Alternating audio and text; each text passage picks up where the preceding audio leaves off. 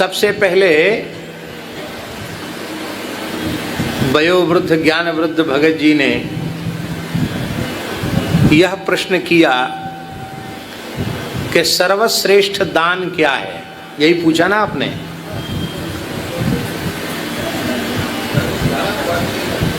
तो सबसे पहली बात तो आप यह समझिए, ये समझने का प्रयत्न कीजिए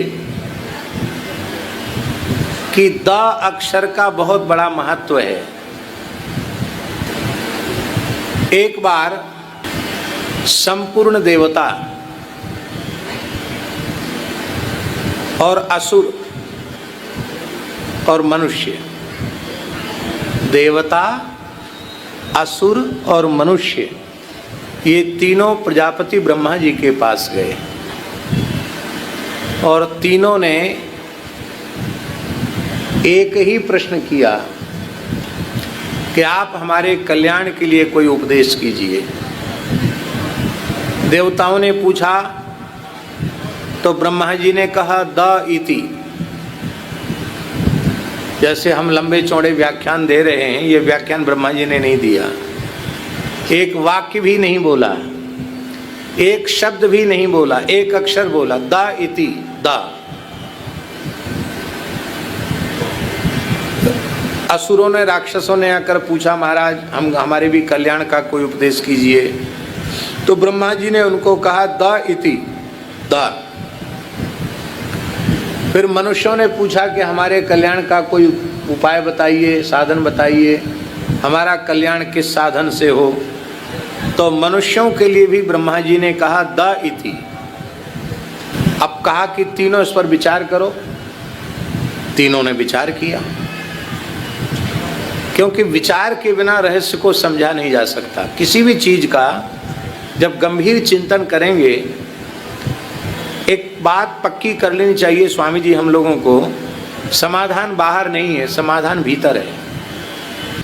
इन तीनों ने विचार किया तो ब्रह्मा जी ने देवताओं से पूछा कि तुमने क्या समझा। देवताओं ने कहा महाराज हमने ये समझा कि हमने धरती पर मनुष्य रूप में बड़े बड़े यज्ञ किए, बहुत दान किया, बहुत पुण्य किया, तपस्या की, उसका फल हमें मिला कि हम स्वर्ग के देवता बने। पर उस पुण्य का अधिक से अधिक भोग करके हमने अपने पुण्य का क्षय कर दिया, पुण्य क्षीण हुआ और मर्त्यलोक में जाना पड़ा।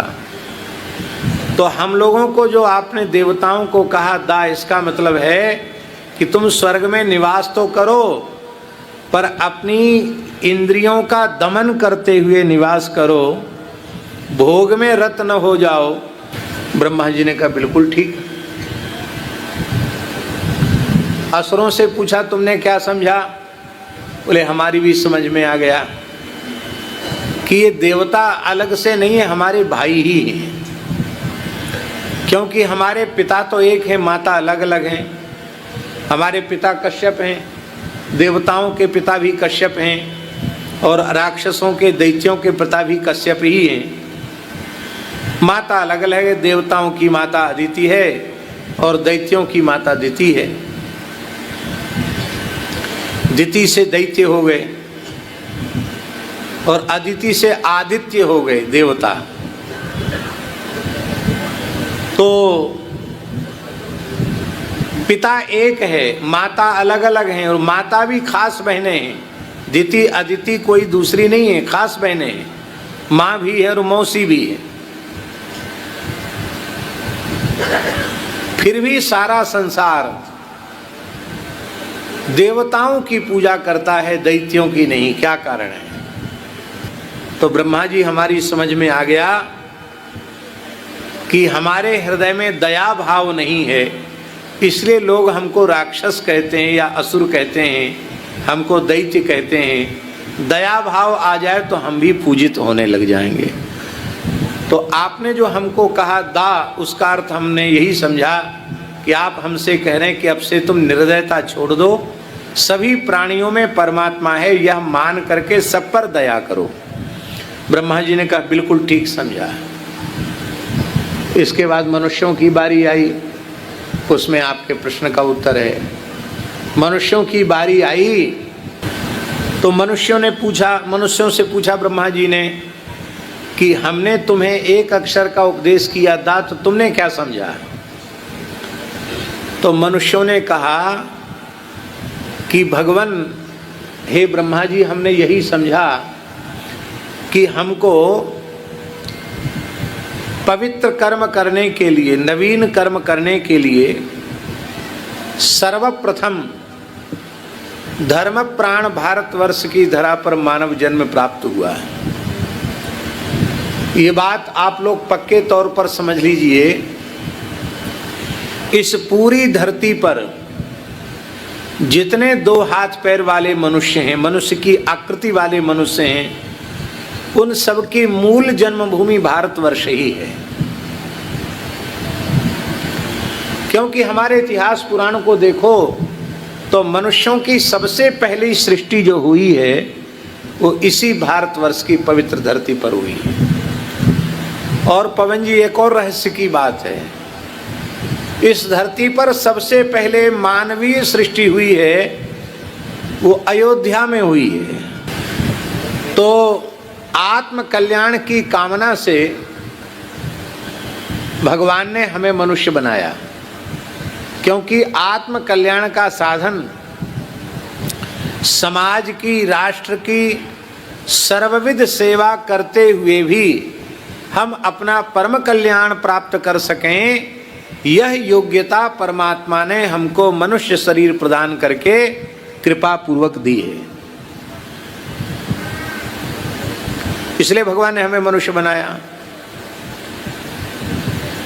पर हमने इस विनाशी शरीर और संसार को नित्य मानकर संसार के वैभव को, संसार की मान बढ़ाई, पद प्रतिष्ठा, रुपया पैसा, धन संपत्ति, इसी को सब कुछ मानकर हमने अपने अमूल्य मनुष्य जीवन को दांव पर लगा दिया।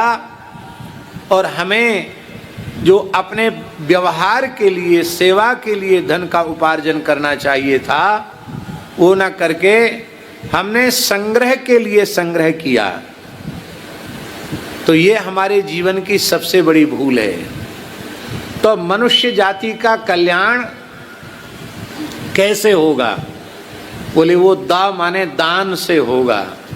मनुष्य को जो कुछ भगवान ने दिया है और अपने व्यवहार से जो कुछ भी अधिक है, उस वस्तु को, उस पदार्थ को, उस चीज को जरूरतमंद व्यक्ति को, जिसको आवश्यकता है, उसके बिना मांगे, बिना जांचे, दाता पने के अहंकार से मुक्त होकर निष्काम और निस्वार्थ भाव से उसे वह वस्तु बिना मांगे दे देना, ये मनुष्य के कल्याण का सबसे श्रेष्ठ साधन है।